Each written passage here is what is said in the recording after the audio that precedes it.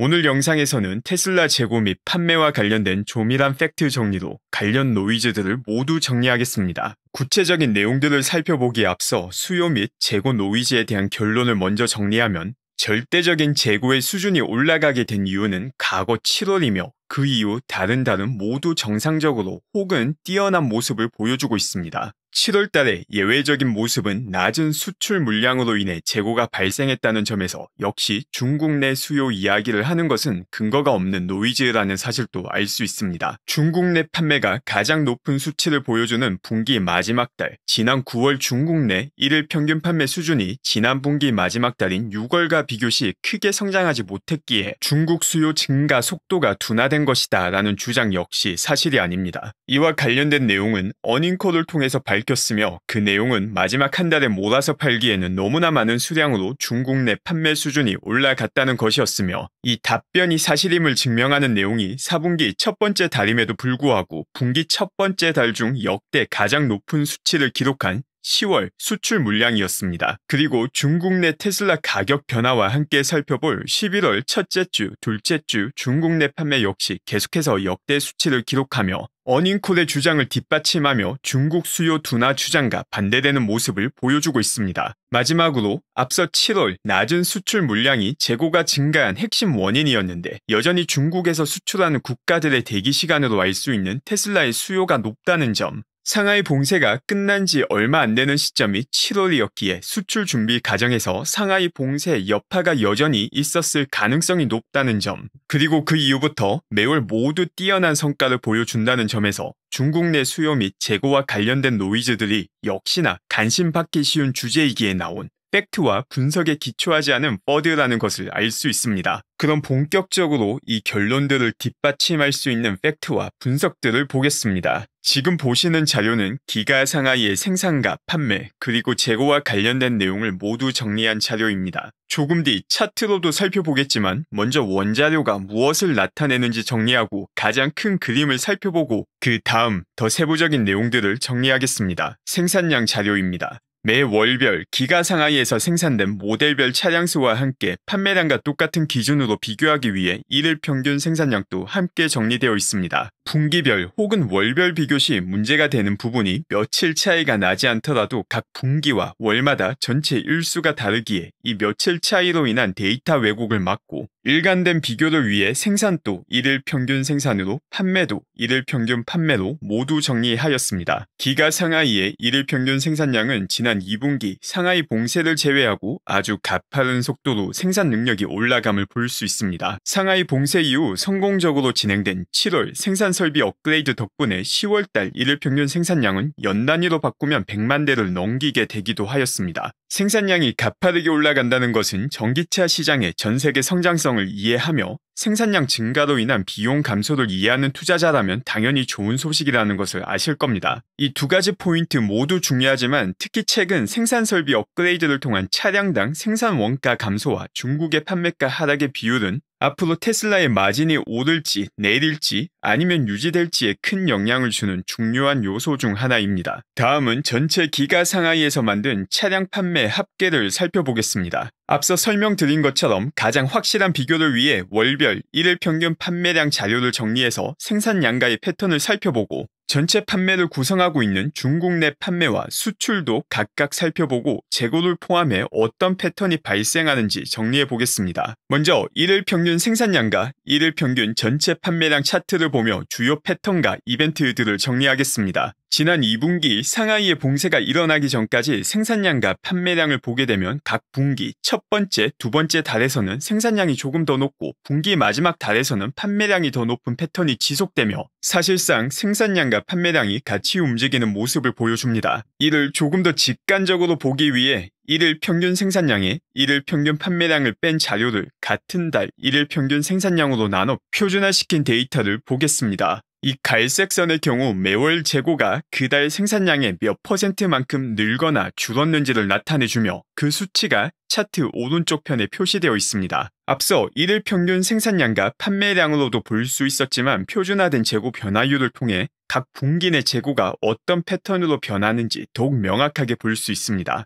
매 분기 첫 번째, 두 번째 달에서는 재고가 조금 늘고 분기 마지막 달에서 이 수치가 급격히 떨어진다는 것을 일관적으로 볼 수 있으며, 더 구체적으로 매분기 첫 번째 달에서 증가하는 재고 비율은 약 15% 내외라는 것도 볼 수 있습니다. 재고 비율 자료는 이와 함께 다른 중요한 정보도 제공해주고 있지만 그에 앞서 상하이 봉쇄로 인한 영향부터 정리하겠습니다. 앞서 정리한 모든 패턴을 파괴하는 예외적인 이벤트가 올해 4월 발생하였던 상하이 봉쇄였습니다. 비록 2달 뒤 조금씩 완화가 되고 7월은 설비 업그레이드가 진행 중임에도 불구하고 생산이 진행된 날 기준 일일 평균 생산량은 다시금 당시 기준 역대 기록을 갱신합니다. 그런데 이와 다르게 전체 판매량의 일일 평균은 아주 낮게 집계가 됩니다. 이는 일일 평균 수치를 계산할 때 7월 진행된 기가 상하이 업그레이드에 따라 생산은 전체 작업 일수를 15일을 기준으로 계산하고 판매는 7월 전체인 31일로 계산하였기에 나온 영향도 있지만, 절대적인 수치를 본다 하여도 7월의 전체 판매는 부진한 모습을 보여주었습니다. 그리고 이런 부진한 판매가 일어난 이유를 조금 더 세부적으로 알려주는 내용이 중국 내 판매와 수출을 구분해서 보는 것입니다. 지금 보시는 차트가 전체 판매와 함께 중국 내 판매량과 수출량을 함께 정리한 내용입니다. 앞서 살펴본 분기 내 생산과 판매량의 패턴에 더해서 중국 내 판매와 수출 판매도 분기 내 패턴, 우리가 흔히 밀어내기라고 말하는 패턴이 존재함을 볼 수 있습니다.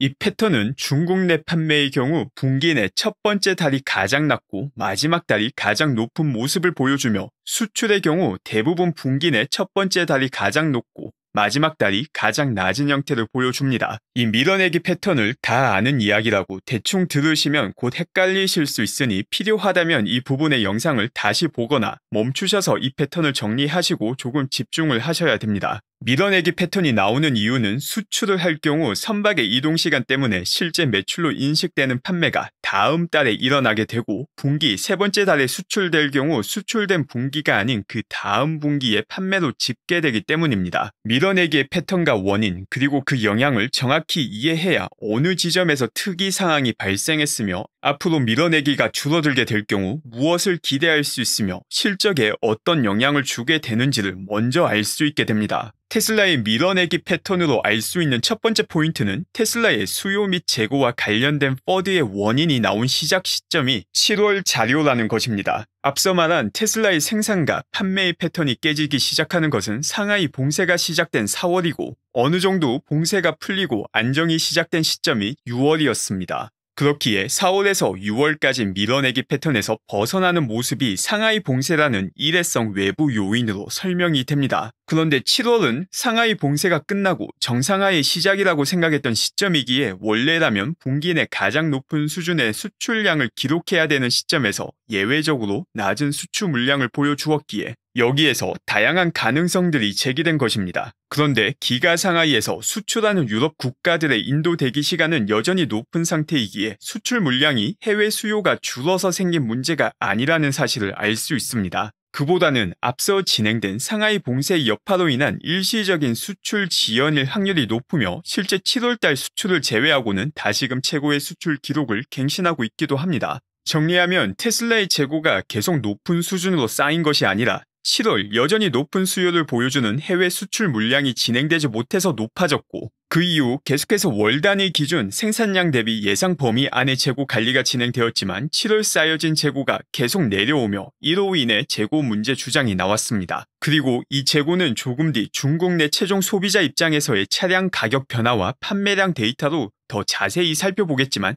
4분기 소진될 확률이 아주 높습니다. 밀어내기와 관련된 다른 중요 포인트는 이번 4분기에 밀어내기가 얼마나 완화되는지 그리고 그에 따른 실적 영향입니다. 앞서 밀어내기 설명에서 전해드린 것과 같이 분기의 세 번째 달에서 수출되는 물량은 분명 판매가 이루어질 물량이지만 그 시기가 같은 달이 아닌 그 다음 달, 즉 그 다음 분기의 매출로 인식이 됩니다. 그렇기 때문에 테슬라의 4분기 실적을 평가할 때 인도량수에 집계되지 않을 12월 수출 물량이 높은지 아닌지를 잘 살펴봐야 합니다. 만약 인도량수가 낮은 이유가 원래는 밀어내기를 통해 분기 마지막 달에 진행되지 않던 수출 물량이 높아져서 생긴 것이라면 이는 경제적 실질은 그대로이지만 회계상 매출 인식 시점의 변화로 생기는 변화가 됩니다. 지난 3분기 어닝에서 앞으로는 밀어내기의 강도를 낮추겠다고 구체적인 페이지까지 만들어서 설명을 하였기에 이번 4분기에도 어느 정도 밀어내기 재고로 인한 변화가 예상이 됩니다. 다만 4분기는 회계 연도가 끝이 나는 시점이며 재고를 최대한 다 판매하는 시점이기에 밀어내기 제거의 강도는 미래의 1, 2, 3분기보다는 다소 낮을 것으로 예상되며 구체적인 제 예상치는 영상 끝부분에서 다루도록 하겠습니다. 다시 재고와 관련된 다른 구체적인 내용들을 더 살펴보겠습니다. 재고와 관련해서 정리를 해야 되는 부분은 크게 세 가지 파트가 존재합니다. 첫 번째 부분이 방금 설명드렸던 7월 수출 물량의 예외적인 감소로 인한 재고 증가 포인트이고, 두 번째가 분기 마지막 달인 9월 밀어내기를 통해 줄어들어야 하는 재고가 생각만큼 줄어들지 않았다는 포인트이고, 세 번째가 10월달 재고가 큰 폭으로 증가했다는 주장과 관련된 포인트입니다. 첫 번째 포인트는 정리했으니 두 번째와 세 번째 포인트를 정리하겠습니다. 두 번째 포인트에 해당하는 9월 재고 증가율은 다른 분기 마지막 달 재고 증가율과 비교하면 확실히 더 높은 게 사실입니다. 하지만 이와 관련된 내용은 벌써 3분기 어닝콜을 통해 나왔으며 그 설명은 중국 내 판매량이 너무 높아져서 한 달에 밀어내는 게 현실적으로 불가능해졌다는 것이었습니다. 만약 이 주장이 사실이라면 중국 수요가 없는 게 아니라 한 달 만에 처리할 수 없는 수준으로 올랐다는 의미이고, 이 경우 9월 달에 몰아서 팔지 못했던 물량이 10월 달과 11월 달에 더 판매되며 더 높은 수출 판매와 중국 내 판매가 목격될 것입니다. 이와 관련된 자료들을 확인해 보겠습니다. 먼저 분기 세 번째 달의 일일 평균 판매량만 정리한 자료입니다. 분기 내 가장 많은 중국 내 판매가 이루어지는 달이며 지난 6월 일평균 2,597대 판매, 9월은 비슷한 수준인 일평균 2,587대와 함께 더 올라간 수출 판매를 기록하였습니다. 만약 현재 중국에서 한 달에 몰아서 판매할 수 있는 인프라가 일일 평균 2,600대 수준일 경우 이는 10월달과 11월달 중국 내 판매와 수출 증가를 통해 확인되며, 이 증가는 다른 분기의 첫 번째와 두 번째 일평균 판매량과 비교하여 평가가 가능합니다. 그럼 분기의 첫 번째 달을 정리한 차트를 보겠습니다. 10월 달의 경우 중국 내 판매가 증가하긴 하였지만 이보다는 수출 판매가 크게 증가하였습니다. 차트에서 볼 수 있듯 이는 분기 첫 번째 달 중 가장 높은 수출을 기록한 것이며, 특히나 그 기울기조차 가장 가파르기에 9월 중국 내 판매 밀어내기를 못한 양을 수출로 돌리며 집계조차 되지 않은 운송 중 차량들이 많다라는 3분기 어닝콜 내용이 사실이며, 이 때문에 아주 높은 수출 판매가 기록되었음을 보여줍니다. 다만 이처럼 높은 수출을 기록하였지만 여전히 중국 내 판매와 수출 물량 모두를 합쳐도 생산량과 비교하면 부족한 수준이며, 중국 내 수요가 높다면 왜 중국에 판매를 하지 않았냐는 비판이 존재합니다. 이 생산량과 판매량의 차이가 재고로 연결되며 테슬라의 재고가 빠르게 쌓이고 있다는 문제를 주장하기도 합니다. 다시 자료를 통해 이게 맞는 말인지 정리하겠습니다. 분기의 첫 번째 달 표준화된 재고량을 보면 10에서 15%가 나오는 게 일반적이었습니다. 상하이 봉쇄가 들어가 있는 4월과 앞서 정리한 7월이 예외적으로 높은 수치를 보여주었지만 일반적으로도 높은 재고율이 나오는 게 당연한 달이며, 이번 10월 달 생산량 대비 재고 비율도 18.25%로 과거 분기의 첫 번째 달과 비교시 더 높은 수준이지만 여전히 정상 범위 내의 수준입니다. 즉, 이번 4분기만 떼어서 본다면 밀어내기 완화를 고려해도 전혀 이상할 게 없는 상태인데, 앞서 살펴본 7월 달에 증가된 재고를 가지고 온 상태이기에 재고와 관련된 비판이 나오고 있는 것입니다. 결국 27,000대의 누적 재고가 이번 4분기가 끝나는 시점에서 10,000대 이하로 떨어지게 된다면 재고 관련 내용은 상하이 봉쇄로 인한 일회성 수출 여파가 발생한 7월 재고를 확대 해석한 노이즈임이 확인되는 것입니다. 그런데 4분기가 끝나는 시점의 재고는 10,000대 이하는 물론이고 5,000대까지도 떨어질 수 있습니다. 이 부분과 관련된 추정치는 마지막에 따로 정리하고, 일단은 왜 이런 추정이 가능한지 확인된 팩트를 먼저 정리하겠습니다. 지금 보시는 자료는 중국에서 모와이 기준 차량 가격 인하와 보험금 환급을 모두 고려한 가격 변화를 정리한 내역이고, 이와 함께 11월 첫째 주와 둘째 주의 중국 내 판매 자료를 일일 평균 판매량과 함께 정리한 내용입니다. 자료에서 볼 수 있듯 소비자 입장에서 가장 의미 있는 가격 변화는 10월 24일 차량 가격 인하였으며, 이를 통해 23일과 비교시 21,000 위안만큼 더 저렴하게 모와이를 구매할 수 있게 되었습니다. 즉 중국 내 판매의 본격적인 변화가 관측되는 시기도 10월 마지막 주부터인 것입니다. 그런데 여기에 더해서 11월 8일부터는 보험금 환급까지 추가로 받게 되며 다시금 8천 위안의 추가 할인을 받아 11월 30일까지 총 36,000 위안의 할인을 받을 수 있습니다. 의미 있는 가격 인하가 적용된 11월 첫째 주와 더 큰 금액의 할인이 적용된 둘째 주의 중국 내 판매 자료를 보겠습니다. 첫째 주는 총 11,195대 판매, 1일 평균 판매량으로 계산 시 1,599대가 되며 둘째 주는 13,939대 판매, 1일 평균 판매량은 1,991대로 올라가게 됩니다. 이는 10월 1일 평균 판매량이었던 555대보다 월등히 높은 수치이며 다른 분기의 두 번째 달과 비교해도 월등히 높은 수치입니다. 분기 두 번째 달 중 가장 높은 1일 평균 판매를 기록한 달이 지난 8월 1일 평균 1130대인데 이번 11월 둘째 주 판매량이 1991대로 거의 2배의 수준으로 확인된 것입니다.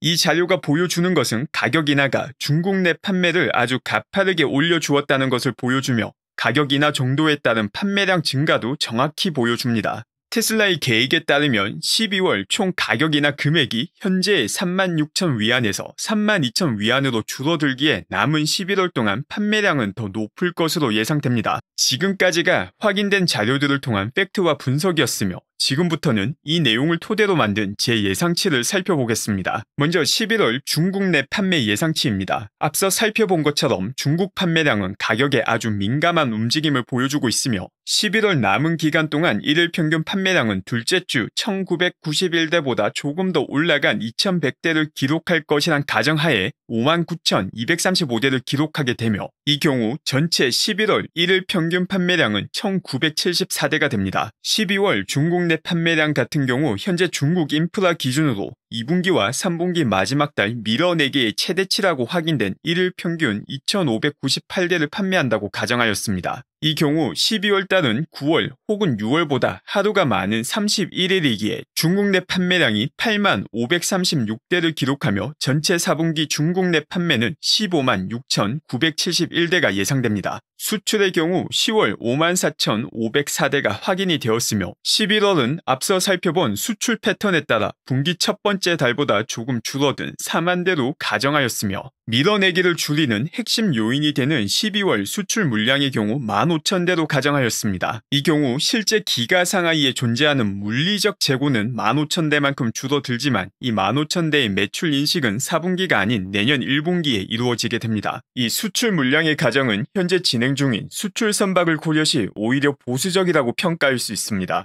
현재 4분기 확인된 수출 선박은 17대이며 3분기 전체 확인되었던 수출 선박은 13대입니다.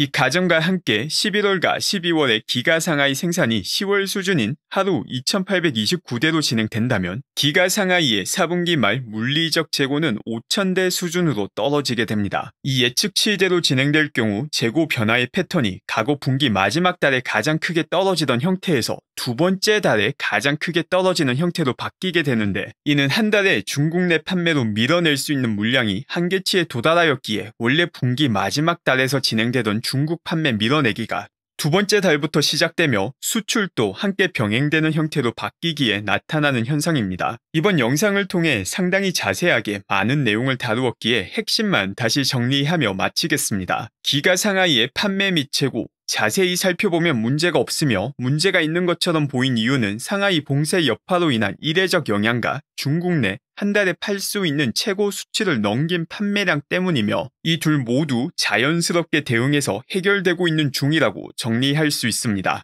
감사합니다.